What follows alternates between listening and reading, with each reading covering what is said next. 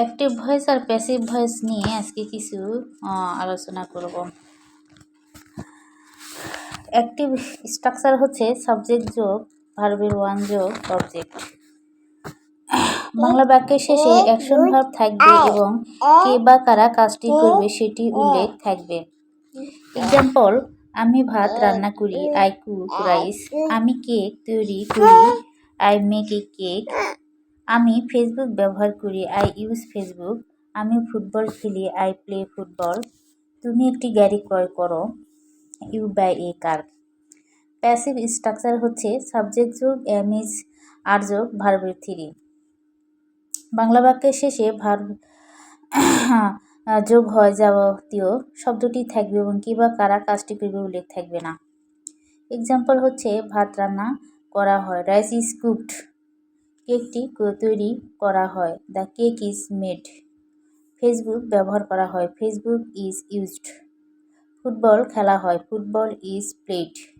একটি গাড়ি ক্রয় করা হয়, এ কার ইজ বট। আমি ডাকি, আই কল। আমি আমন্ত্রণ করি, আই ইনভাইট। আমি লিখি, আই রাইট। তুমি পাঠাও, ইউ সেন্ড। সে দেয়, হি গিভস। আমাকে ডাকা হয়, আই এম কল্ড। আমাকে আমন্ত্রণ করা হয়, আই এম ইনভাইটেড। আমাকে লিখা হয়, আই এম রিটেন। তোমাকে পাঠানো হয়, ইউ আর সেন্ট। তাকে দেওয়া হয়, হি ইজ গিভেন।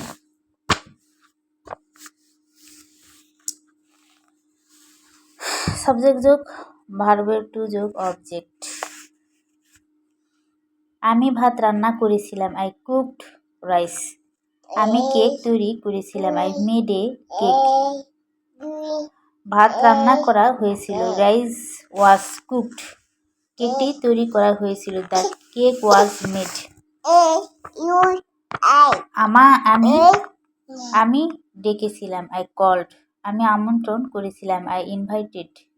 আমি লিখেছিলাম, আই রোট। আমাকে ডাকা হয়েছিল, আই ওয়াজ কল্ড। আমাকে আমন্ত্রণ করা হয়েছিল, আই ওয়াজ ইনভাইটেড। আমাকে লিখা হয়েছিল, আই ওয়াজ রিটেন। আমি ভাত রান্না করব, আই উইল কুক রাইস। আমি একটি কেক তৈরি করব, I will make a cake. আমি ফেসবুক ব্যবহার করব, আই উইল ইউজ ফেসবুক। ভাত রান্না করা হবে, রাইস উইল বি কুকড। কেকটি তৈরি করা হবে, the cake will be made. Facebook ব্যবহার করা হবে, ফেসবুক উইল বি ইউজড। আমি ডাকবো, আই উইল কল। আমি আমন্ত্রণ করব, আই উইল ইনভাইট। আমি লিখব, আই উইল রাইট।